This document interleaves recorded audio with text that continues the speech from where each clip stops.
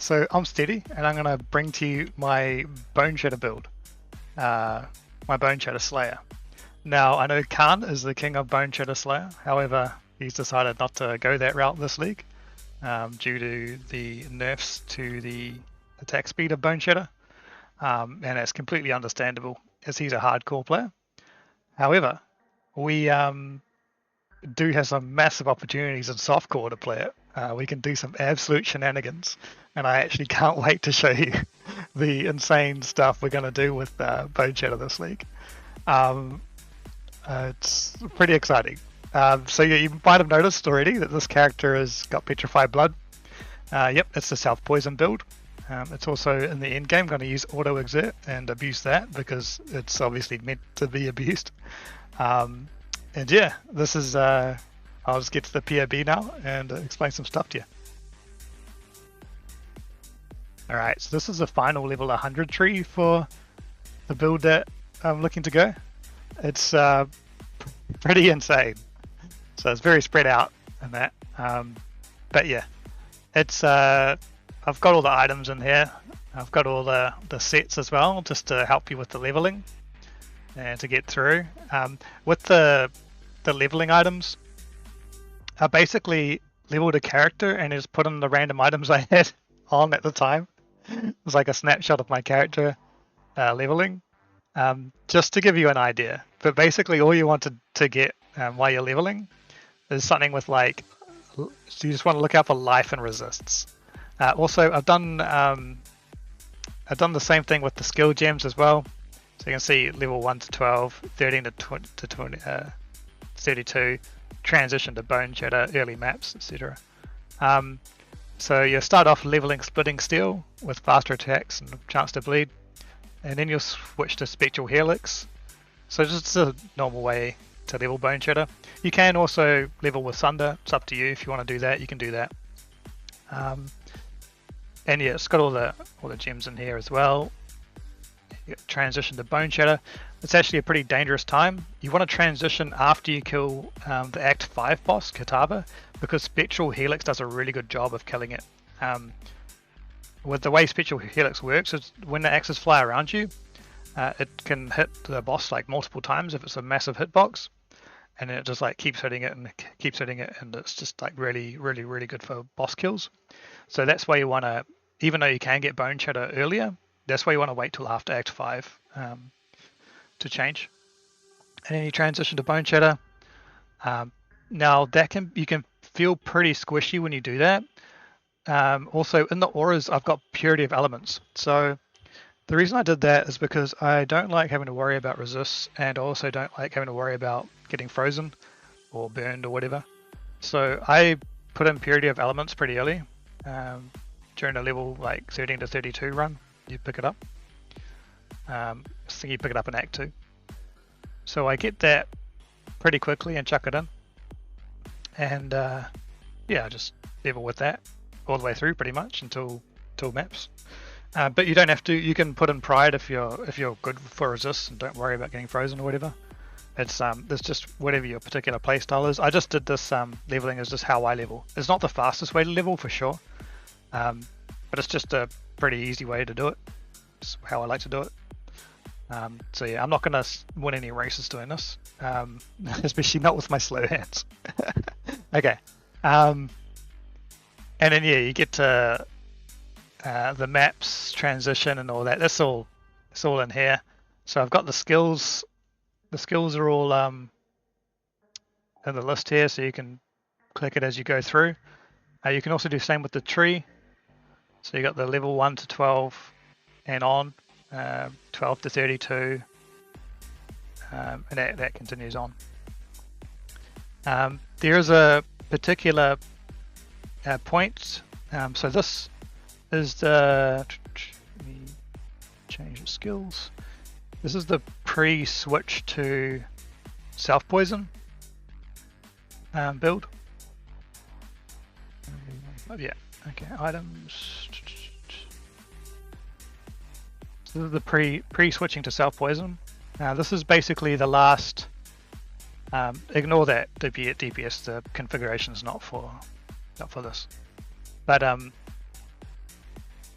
this is basically the last like normal Boneshatter where you got like 5.5k life and you got quite a bit of DPS and quite a bit of armor and some chaos rares and all that. And then you switch to self poison. With self poison, you want your chaos rares to be like 0, and the reason is because you're poisoning yourself. And those poisons, when you poison yourself, they heal you. So basically, if you don't want to do the self poison build or you don't want to do the auto exert build, this is a viable 3.25 Boneshatter build, like just a classic Boneshatter, without having all the glowy brain tech on that I'm going to add soon that you'll find out about. So this is just a fine build, you know, really good build. Okay, well, you know, I shouldn't judge it myself, but it's an amazing build. Anyway, so I'll show you the cool bit. So you switch over to self poison. Let's go to level 100. Tree, and this is the final build. Now, these are your skills here. So you're using complex trauma. You switch to that about, well, whenever you feel like you can handle complex trauma. Really, I usually switch it to like just whenever I find a gem or level 80, whenever I remember, because you don't really care when you're running maps. Like, but it is better to level with like. It does do more damage to yourself quicker, but over time it does less damage to yourself. It's a weird like situation, but it's more efficient with the damage to you. Basically, it's putting out more damage for the trauma that you take. Yeah. Anyway, compared to normal Boneshatter. So it's just the 5 link and then over, and then that 5 link and then over exertion is in the custom modifiers because it's not in PoB yet, as far as I know. So yeah, okay. We've got 5 auras, 5 cries. So ancestral, intimidating, infernal, battle mages, and rallying. This is all in our weapon 1, and you actually they only have to be level 1 because I was reading them and I can't see any reason to level it up. All it does is cost more mana, which means because of your rings, you have to get these negative mana cost rings. Why is that -8? It should be -9. I need a quality one of these rings. Anyway, all these cries actually cost no mana to cast. I'll show you here, which I was worried about. Man, if I cast like 5 cries at once, I might need it. But yeah, it just costs 0 because you're only level 1. Which is great, and it also is great because Battle Mage's Cry needs a lot of intelligence if you level it up. So it's great for like your stats as well. So yeah, level 1, but level 23 quality because you want the cooldowns to be faster. Now I'll show you why. This is why. See how it's 3.927 seconds? Well, you've got this node here that you're taking, which says 15% increased damage for each time you've Warcried recently. Now, if you can get it under, under 3 point something seconds, whatever the server tick is, like probably 3 point, I don't want to do the maths, but it's like probably 3.966 or whatever, because the server tick's like 0.33. Then you can have 10 Warcries affecting you every time it's, at all times basically, rather than just like the 4 or 0 sometimes if it's over 4 seconds. So that means that you're doing, this node gives you 150% increased damage if you can get the skill cooldown to 3.927, and we've just barely done that with these nodes, and also and having the 23 quality, and they're only level 1 gems at 23 quality. So all you have to do is level up a level 1 gem, well, not level it up, but quality it up to 20 and then barrel it, and then quality up to 20 and then barrel it. Like, it's such an easy, I know it's a 1 in 6, but it's like an easy thing to do. It's not like a big deal. Or 1 in 8, sorry.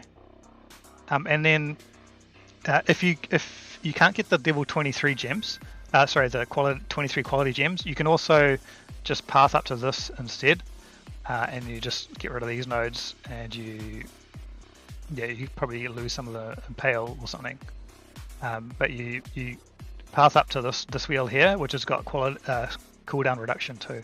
So you can go all the way around here to get all the cooldown reduction.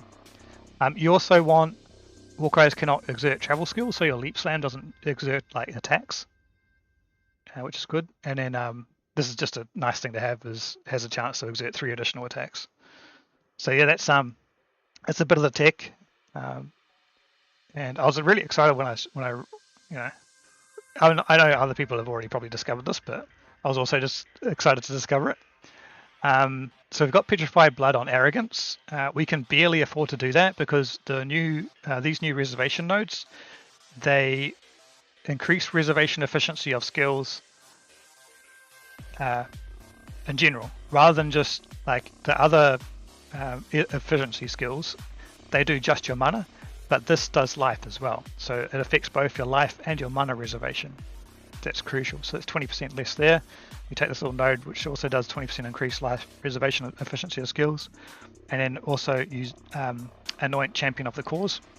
I know it's weird to anoint something that's like 3 points away, but it's worth it, and it's like kind of your only option to get low enough on your unreserved life, because you need to have just over 50% unreserved life to do this adrenaline tech. And I'll show you the adrenaline tech. So we've got Forbidden Flesh and Flames for First to Strike, which is this node here on the champion. So First to Strike is your hits permanently intimidate enemies that are on full life, so this gives you permanent intimidation every time you hit someone, which is great. It's like a 15% more modifier. Gain adrenaline for 20 seconds when you reach low life, which is huge, because adrenaline gives you 100% increased damage, 25% increased attack, cast, and movement speed, and 10% additional physical damage reduction.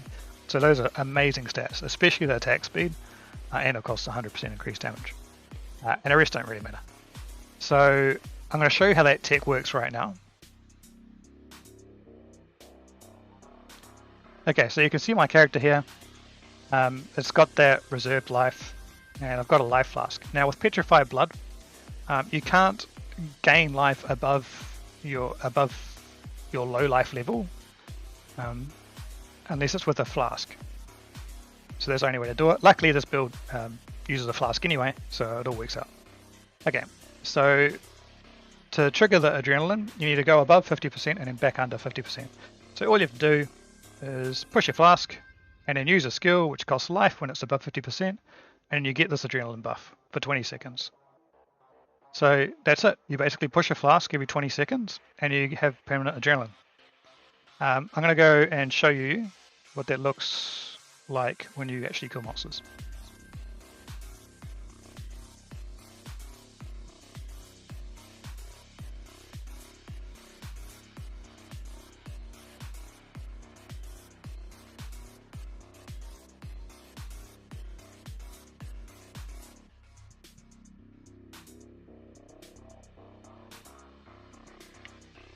So here we are in the classic Blood Aqueducts.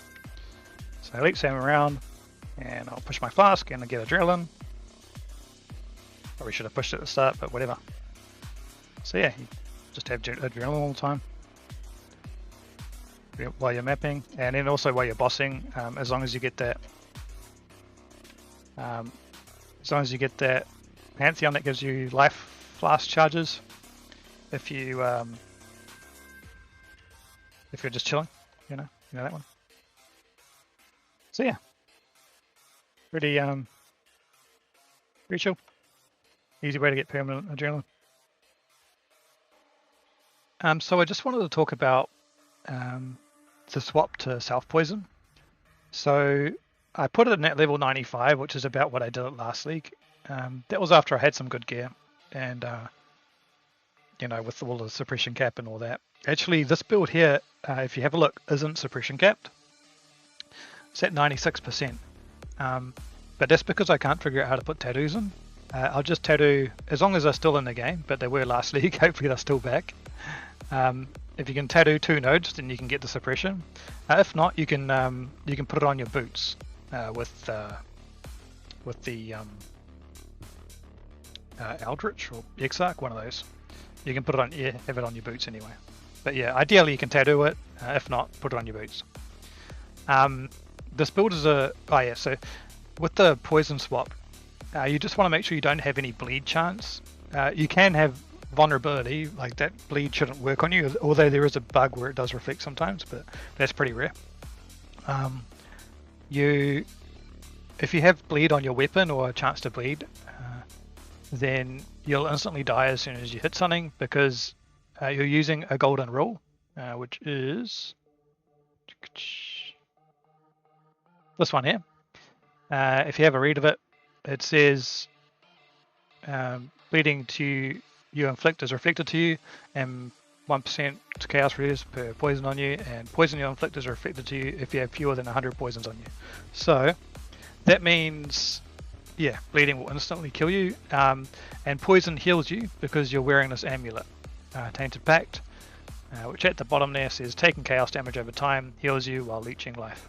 And since you're a slayer with overleech, this node here, you're pretty much always leeching life as long as you've hit something, and that's why you also have the Writhing Flask, so you can put out the worms and hit them when your leech goes down. Keeps you safe. So yeah, any chaos damage over time you take while you're hitting stuff just heals you, and also the poison that you put on yourself just heals you for such a massive amount. That's why you can use Petrified Blood and not have to care about anything like any recovery or anything like that. You can just leech, you can just heal with the poison, and it doesn't matter how much damage you take, as long as if you don't get one shot, then you're going to be surviving as long as you've got poison stacks on you. So that's basically it. You can only be one shot if you've got a ton of poison on you. There's no way you can take enough degens to, and I'll show you the calculation actually. So if I look at my calculation here, and I'll go to Boneshatter. Okay, so, and that's the reason you actually you don't have chaos res. See, it's only 2%. That's on purpose. That's so we heal for more. There's not a whole lot that does chaos damage to you, like as a hit. It's most of the chaos damage in the game is damage over time, which heals you. So you can see the poison DPS is 63,000. So with having 0 res, that means we heal for 63,000 per second per poison, and you can get like up to 100 stacks pretty easily if you're in a crowd of monsters, because it's per poison you do on each monster. So yeah, it's but you can see if you're up against one monster, then the poison stacks is going to be about 6.2 on average. Yeah, so which will heal you for something like 360,000 per second, which there's no dot in the game that can outdo that, as long as you've got resists, so you're fine. Now it will raise your chaos resistance as well. So if you have 50 poisons on you, then you're going to have 52% chaos resistance, which means each poison you get is going to lessen the amount of heal you get, but that doesn't matter, because if you're at the point where you have 50 poisons on you, obviously you're healing for a lot anyway. Now it's possible that you can go high chaos resistance, or maybe even go to like 50% and still have a good outcome, like heal for a lot. But yeah, that's pretty much up to you if you can fit it. I'll probably end up going a bit higher chaos resistance. I think last league I ended up sitting at about 30, just because you do find some things that do one-shot you, especially if you're doing red altars. The physical to chaos damage just like gets you, or like map mods, which I avoid. But yeah, that is a weakness, is chaos hits in this build, which you can solve by having more chaos resistance, but this build is pretty tight with gear. Yeah, that's pretty much the build.